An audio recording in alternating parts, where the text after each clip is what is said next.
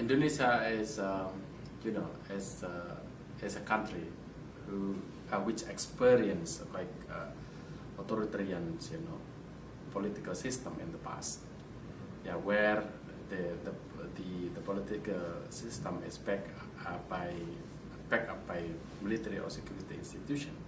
So SSR really play important role in the democratizing Indonesia, because one of the greatest agenda in the political reform is to democratize or to put security sector reform under civilian control, and putting apart from the state, which means they have to be placed under current political system.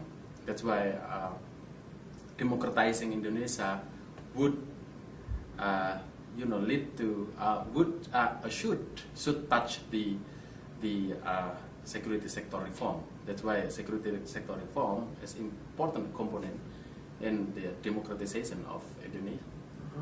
Yeah, I think for me, when we talk about security sector reforms, it means first how to set up the democratizations in terms of transformations, the security sectors from the actors and also from the governments, including the parliaments, in their effectiveness and sustainability to maintain professional military, professional security actors, as well as professional governance and oversight towards security actors.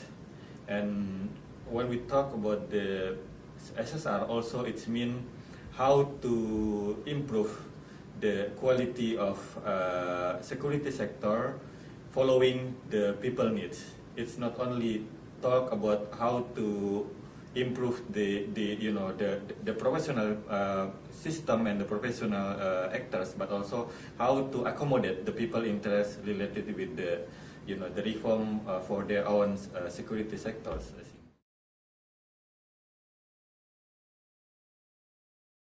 I think there are three activities related with SSR. The first one is how to strengthen the concepts and the understanding of government about the ideals security sector that we need to have in terms of democratic states. So what we want to start is set up like advocacy on policy and regulations, on laws, and I think and also on the concept of reform that will be run by the government, by security actors, and also by the parliament in their function of oversight.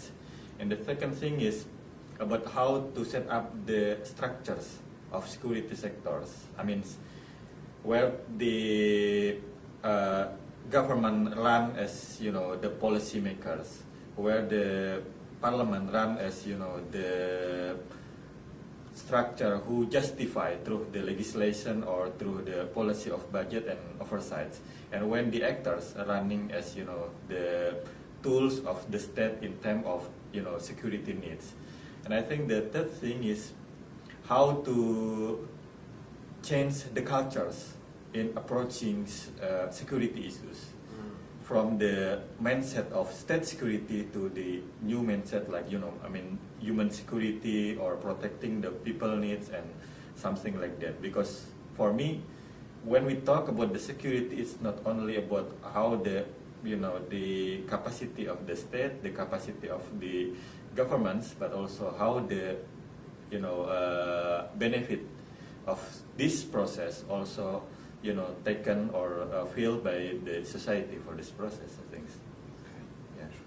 So I think in addition to what Mufti has explained, the stages, if I may use this language, the stages of security sector reform in Indonesia, starting from disengaging security officers or security apparatus or security actors from political arena, and later economical activity, which means security officers comprising from military, police, and intelligence focus on their main role, such as defend for military security, internal security for police, and then investigating or collecting the information for intelligence services. This is the first step of the security sector's movement in Indonesia. And the second step, I think, professionalizing the security actors and proportionalizing their role in contributing, the development of the state and development of democracy in Indonesia, which means by professionalizing all effort put to make the security officers or security apparatus or security actors more effective in achieving the state or the country goals, like defending for military, like defending the country from external threat, and police to ensuring security or secure feeling to the people, order and law enforcement, and intelligence to, of course, to collect the information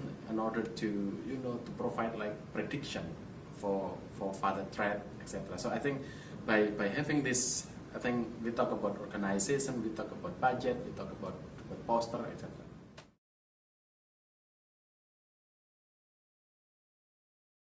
I think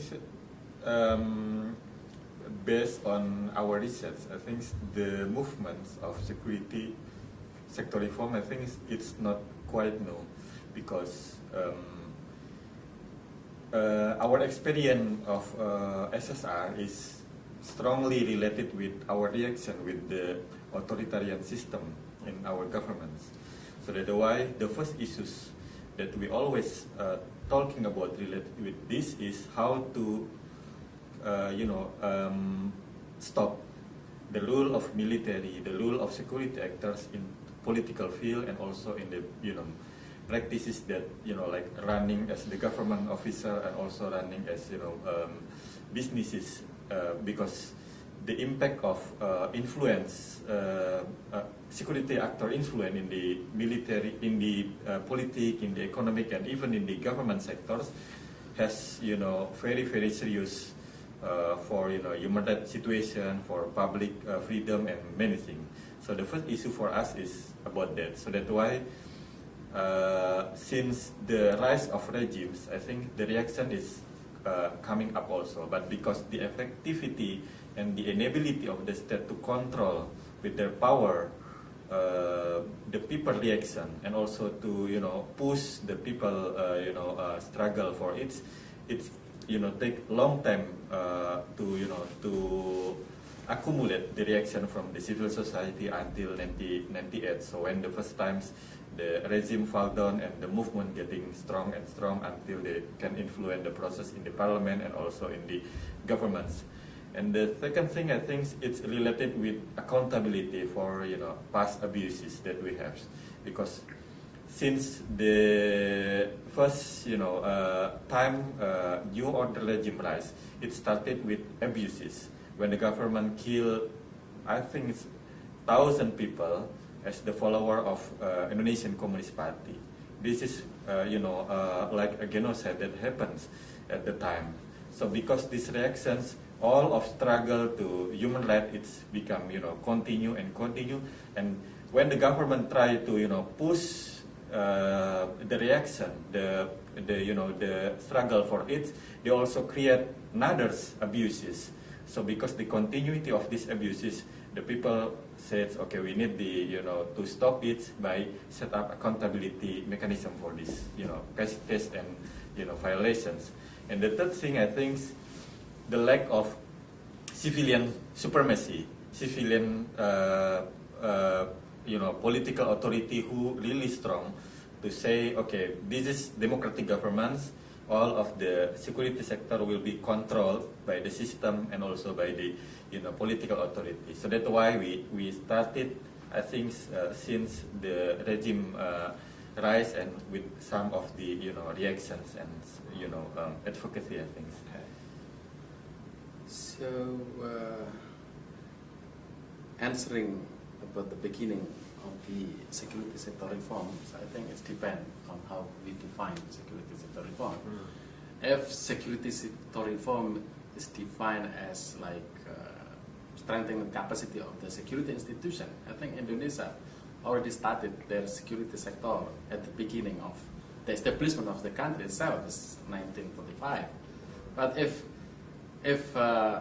security sector reform is defined as the disengaging the security institution from other than their primary function,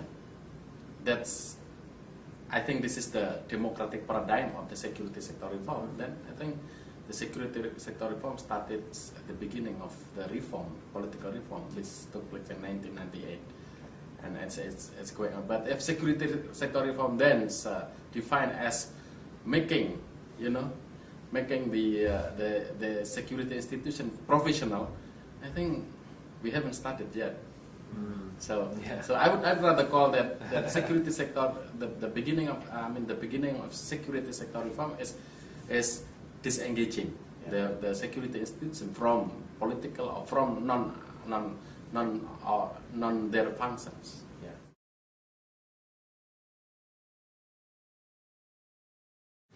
I think the cornerstone of the security sector reform started absolutely from the civil society, because at the time the state failed to exercise their function, that is protecting people, that is ensuring the welfare, the improvement of the life, and of course the protection of the people. Why? Because of course state have also problem in dealing with external economic crisis, mainly in 1996. Then, but not only state, not only state who suffers from that problem. And then people, civil society, look at the situation as the failure of the state, and there is a necessity for the state to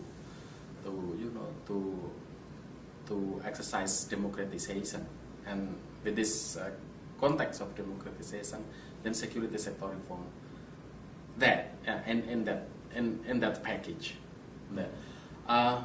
But civil society itself is not enough. Political society, also government, including security institution, also welcome the spirit of civil society to push or to continue the democratization, where I call this consensus between civil society, government or political society, and the security institution as what I call as political opportunity, which then open up the opportunity for security sector reform in Indonesia.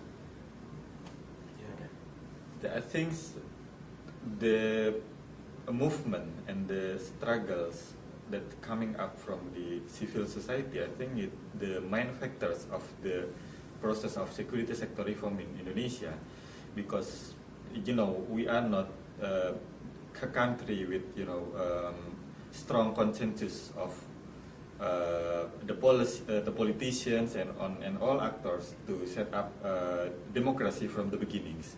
So we got the transition, we got the democratization after a long time struggle, and who's involved in this process mostly coming from the civil society movement. Even some of them after the struggle, they set up like their own political party, or they involved in the as the politician in the government or in the parliament. But basically, originally, they was part of student movement. They was part of sector like labor sector or many sectors movement in the beginnings. So I think basically the ownerships, the issues is coming from these groups. But because after the first struggles, I mean in 1998, the community of civil society not have well prepared on set up the next step agenda. So the process and the sustainability of this advocacy taken by the politician in the parliament buildings. So that's why for some instance the accommodation of aspiration of civil society, it's look like a 50-50, because when the deal in the political process coming up, the civil society involvement is very limited. I mean, because the process is very close. It's not really open and not involved by many groups in this process. But in the beginnings, when the issues rise up, when the draft published for the first time, the involvement is very strong. But during the process, it's getting limited until the law passed or the regulations set up by the governments. And the other sets, there are also interest to recover the status of Indonesians in the views of international community. That's why sometimes, like the democratization in police, and also how to set up the new civilian police in our governments also has an influence of not influence, I mean to push the government to have a new police, but because the government need to recover fast in terms of to securing the international interest, like the company or something like that. So that's why they said, okay, we need to have professional police, and recently we already have. So don't worry to come to our country and something like that.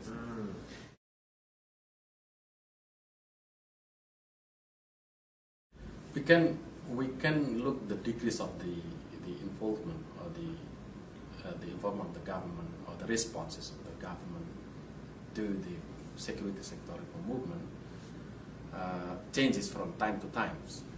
And at the beginning of the reform, I think there is a very strong response of all the political institutions within legislative, executive, and then also from the security as the state apparatus toward the security the ideas of security sector reform. In certain instance, they have also they formulated what they mean by security sector reform, and also the passing of at least five fundamentals legislation on the reform. But then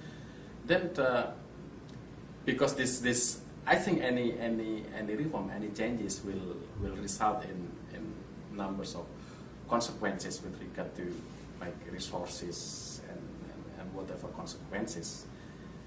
The government and also the legislation and also security apparatus respond in a little bit lower level, because they selects the ideas of reform which fit, of course, their interest. Like in the political society, they don't want to make the ideas of security sector reform as political problem for their political agendas. While the security, of course, security institution welcome the security sector reforms agenda, so as not to cause so many changes, so many cultural adjustment, which I think later also influence their behaviors and their resource, of course, but political resource and also economic resource. So the bottom line of the response is changing from time to time, and it's much later depend also political pressure, mainly from the civil society and also from the political society. I think we are not well recently on the process to be more democratic. So that means we have one step in more democratic atmosphere, and another fit in all situations. I mean, we are on struggle with conservative systems with democratization idea. So sometimes it's like you deal with somebody who not really want to reform, but forced to reform themselves. So there are look like some okay, this is not cannot be proposed in radical, but let we say we need a gradual process.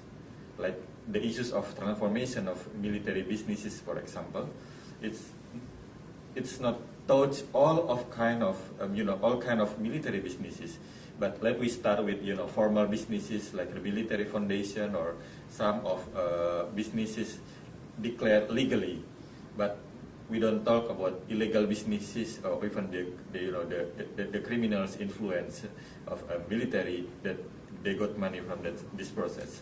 So I think I cannot say the reaction is good or bad, but it's sometimes it depends on what kind of issues you propose. If look like not endanger their interest, not drastically taken their privilege, they will say, okay, we can compromise for this, we can do that.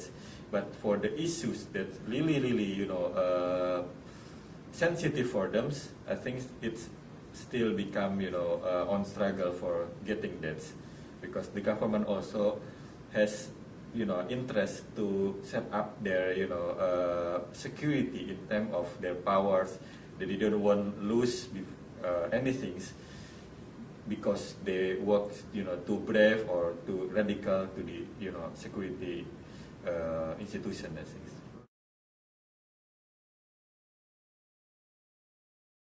In the context of Indonesia, there are various, there are numbers of donors who support the movement of the security sector reform. At the beginning of the reform, the numbers of donors is quite many, because this is like the euphoria of the democratization, where numbers of democratic resources or resources for democracy is channeled together to Indonesia. And with the issue of coordination, at the beginning it seemed like they are well coordinated in some ways, in the sense that the coordination can come from the partnership among the countries and within the country itself. But later, with the shift of the issue, of security sector reform, the numbers of the donors also decrease, and with the decrease of the numbers of donors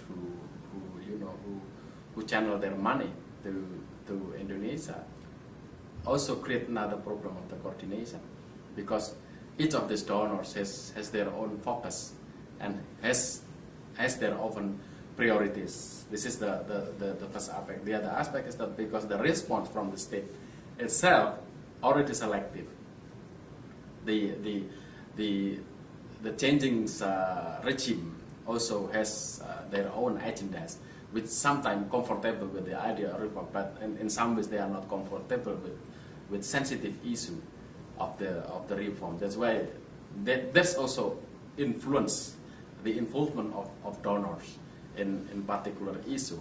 Those donors, the donors who focus on like the implementation of incremental policies, mostly welcome by the state, and they are well coordinated. But donors who focus on the strategic issues, which is politically sensitive, sometimes are not well coordinated. That's why they sometimes they are very careful in some house, and maybe tend to decrease from day to day. I think what I understand from all of donor working with many actors in Indonesia, I think we have three kind of donors organizations, or institutions that working on SSR.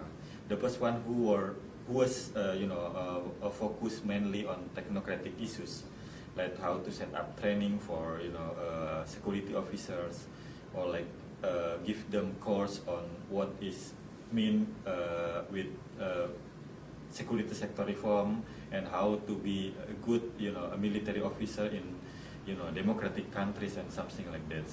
So this is a kind of donor mostly working directly with the governments and with security institutions. And the second category is the donor who's working on the issues of creating democratic policies or laws. Sometimes they support the governments like the Minister of Defense to propose more democratic laws, like new laws on defense or new laws on military or even on police. And in the other side, they're also working on with the civil society groups to support, by alternative laws or to propose, democratic concepts inside the policies that, prepared by the governments. And the third categories of donors, I think, whose work with, organization of civil society and also with the government in terms of, advocacy of case that related with the issues of security sector reforms, like the organization working on human rights issues, and also the organization working with other issues that related directly with, accountability of security sector, like the corruption issues or good governance issues. They're also working with the government in terms of, assisting government capability to set up accountable mechanism, like to support ad hoc human rights court process in the government, or to set up like ombudsman commission or commission on corruption eradications. I think that's three types of donor head working on. Interesting. Yeah. SSR.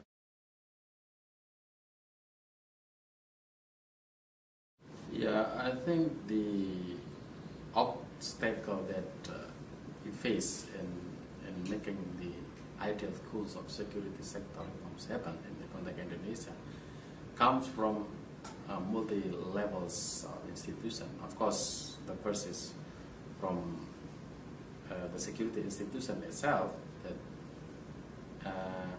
despite their acceptance of the idea of security sector reform, they still have to face their cultural, inheritance, which mainly related to their old mindset of what is the idea of the security sector reform. But with the political reform, they welcome, because they have to be subject to the democratic control. But in exercising the ideals into real activities, still takes time. The second level is the political, of course, political levels, be it in the parliament or in the executive body, which should exercise political control over the security institution. From the parliamentary, I think, from the parliament levels, I think still so many problems related to that. The first is, of course, the competency, expertise related to the from the ideal concept until to the technicalities of the security sector reform. As we know that Indonesia is the fragile democratic country where also produce the fragile politician with also minimum knowledge and exercising their political responsibility. Yeah, this tendency also influence their ability to exercise the democratic principle in the security sector. And I think problem also with civil society, despite there has been numbers of quite significant numbers of civil society which work to push the security sector reform.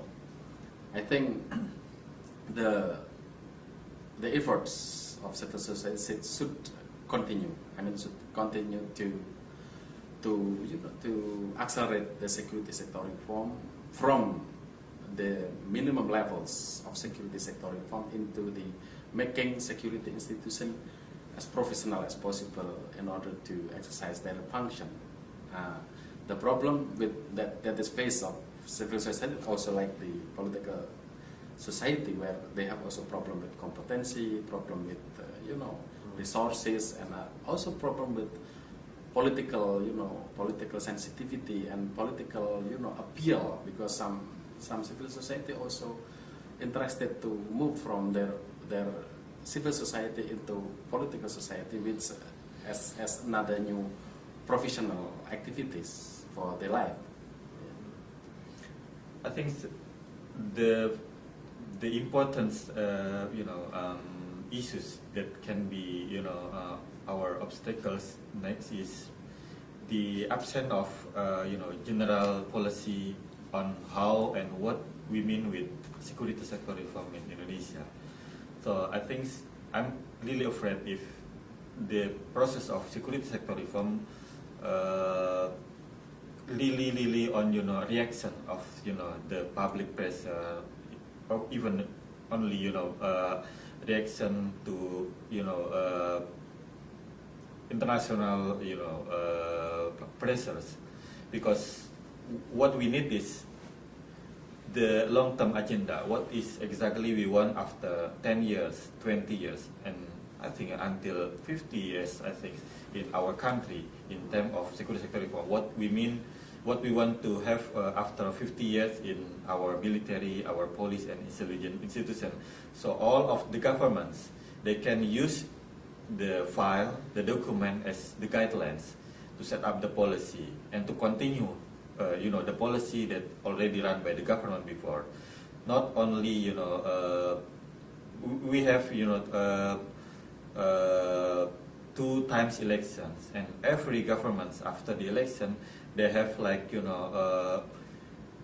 contradictive policy in terms of strengthening the process of SSR. So I think this is the first challenge, and the second thing is the understanding of the issues of SSRs. I think in the concept, so that what my colleagues mentioned is in the level of politicians, in the level of security actors, and also in the level of civil society groups.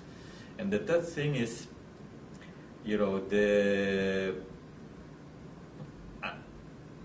will, the lack of will to fully support the democratizations, because democratization means they will lose their privilege, they will lose their ability to control the access of public to governments and to many things. So that means the government will be lost more than half of their powers, and they will share with the society. So I think this is the serious challenge of our process.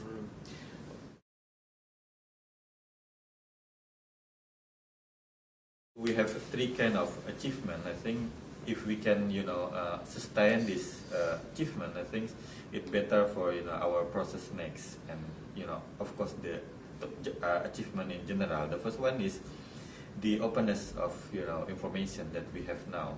We can access any information abroad, and also we can discuss about this information among the civil society and also with the governments. Even they have not satisfied with the idea, with the concept, but basically we have openness to have access for information and to discuss it. And the second thing is the active of engagements from the civil society and also from the many groups to support this process. If we can continue this process, I think we can improve in which level that will be more democratic and to be more reforms in our our SSR. And the third thing I think is on willingness of our security sectors. I mean government and also the parliament to pass more democratic laws.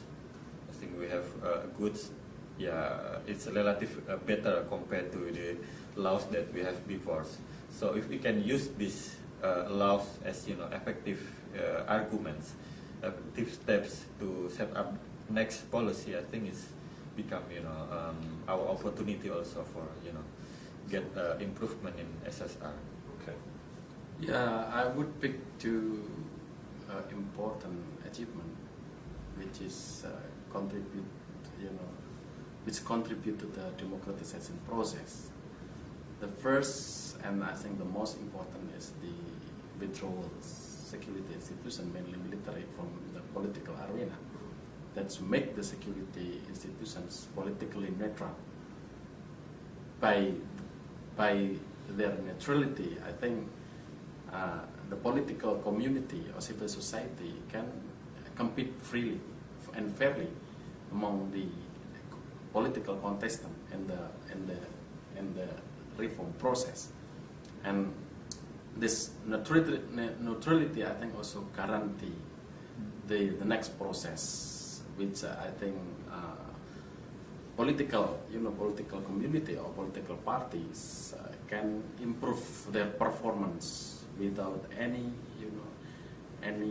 fear and threat from as formally has happened in the past from security institution. I think this is the first and the most important one. And the second I think the second achievement also the willingness from the security institution to accept the idea of reform despite slow in its implementation, and this is much depend on the consistency from the political society or the political institution to not only to oversight but also to continuously enforce their function in controlling oversight and formulating numbers of policies which regulate the security institution.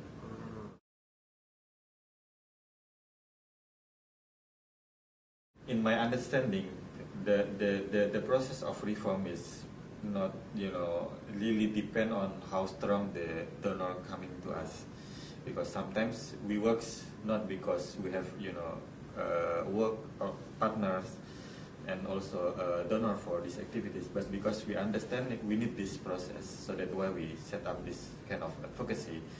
But yeah, sometimes the influence of partners or donors, I think, helpful for strengthens the capacity and the quality of advocacy, but not really depend on this. So I think, yeah, it's also depend on what issues that you want to speak up. If you talk about your advocacy, I think it's mostly independent from the importance of connection with these donors, because I'm, as the citizens, as also as lawyers of the victims group and also the organization who working in the issues of human rights, I think I can work independently from the need of donor coverage. But I think when we pass the laws and we organize like massive activities, I think the influence and the assistance from this kind of group, I think, will be improving the quality of works, I think. Yeah, the extent to which Indonesian civil society, mainly civil society,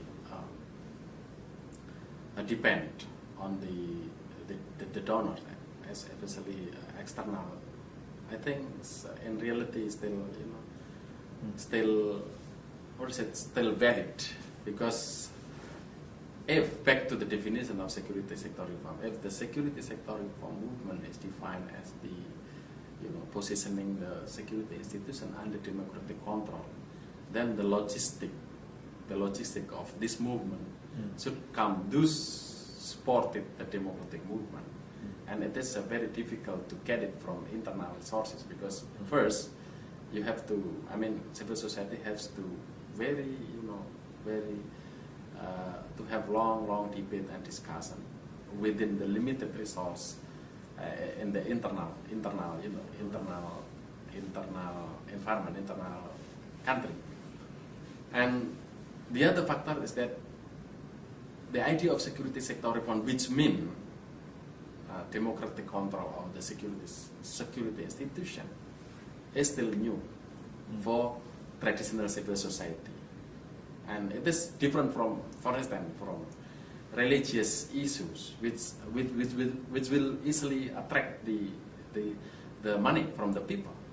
But if security sector reform is defined as strengthening the capacity building or the capacity of the institution, I think, yeah, internal actor will work for that, political institution, civil society, because they demand a good police, they demand, you know, a professional military, they demand also professional intelligence and other security institutions. So I think within this context, I think both internal and external resource for security sector reform is badly demanded.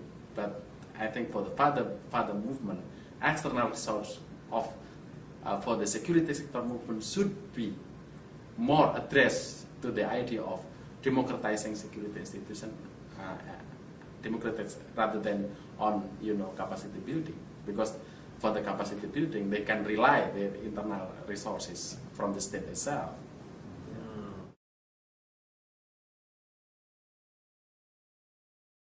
I think